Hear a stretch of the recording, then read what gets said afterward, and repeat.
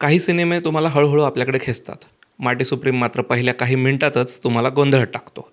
काळ, शैली, संगीत सगळंच विस्कटलेलं. 1950चा काळ, 1970च्या सिनेमांची भाषा आणि 1980च्या गाण्यांचा वापर.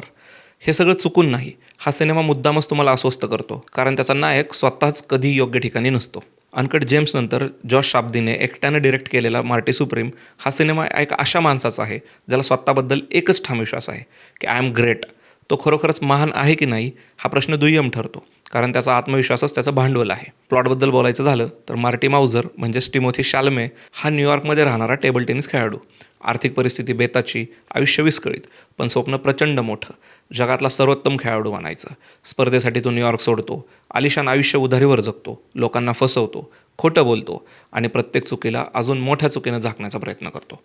या प्रवासात त्याच्या आयुष्यात येतात रेचल, केस्टोन, व्यवसाय, देणी, अपमान आणि शेवटी स्वतःची प्रतिमा पुन्हा उभी करण्यासाठीची धडपड. हा सिनेमा यशाकडे जाण्याचा प्रवास नाही, हा स्वतःच्या भ्रमात अडकलेल्या माणसाचा उतार आहे. हा सिनेमा अनकट जेम्स विथ पिंग पॉंग एवढाच नाही. इथे टेबल टेनिस हा खेळ कमी आणि अमेरिकन स्वप्नांचा विषारी अहंकार जास्त आहे. मार्टी आजच्या काळात जन्माला आला असता तर बिटकॉईन विकणारा गुरु झाला असता. 1950मध्ये तो टेबल टेनिस खेळतोय. रायटिंगबद्दल बोलायचं झालं तर साब्दी आणि रोनाल्ड ब्रॉन्स्टीन यांचं लेखन शो डोंट टेलवर पूर्णपणे विश्वास ठेवतं. मार्टी सतत चुका करतो आणि त्या सुधारत नाही तर अजून मोठ्या प्रमाणावर वाढवतो. कधी उधारी, कधी चोरी, कधी थेट हिंसा. स्क्रिप्ट मुद्दाम त्याला माफी देत नाही. प्रेक्षकांनी त्याच्यावर प्रेम करावे की नाही हा निर्णय तुमच्यावर सोडलेला आहे. परफॉर्मन्स आणि सपोर्टिंग कास्टबद्दल बोलूया. हा सिनेमा पूर्णपणे टिमोथी शाल्मेच्या खांद्यावर आहे आणि तो ते ओझं सहज पेलतो. हा त्याच्या कारकिर्दीतला सर्वात धाडसी परफॉर्मन्सपैकी एक आहे. तो मार्टीला आकर्षकही बनवतो आणि त्रासदायकही.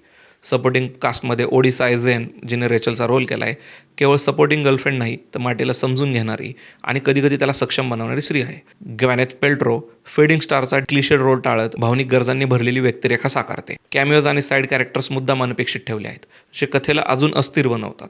Themes and subtext. Marty Supreme हा लायकेबल हिरोचा सिनेमा नाही. तो प्रश्न विचारतो, सिनेमाचा हिरो आवडायलाच हवा का?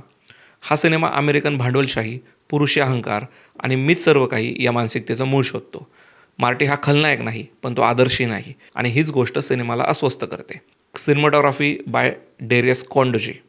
कॅमेरा सतत अस्वस्थ, घामजलेला, जणू नायकाला पकडण्याचा प्रयत्न करतोय. एडिटिंग वेगवान आहे, धडधड वाढवणारे आहे. संगीत हा स्वतंत्र कॅरेक्टर आहे. काही ट्रॅक्स लागले की सिनेमा अक्षरशः उचल घेतो. तांत्रिक पातळीवर मार्टी सुप्रीम अत्यंत आत्मविश्वासाने बनवलेला सिनेमा आहे.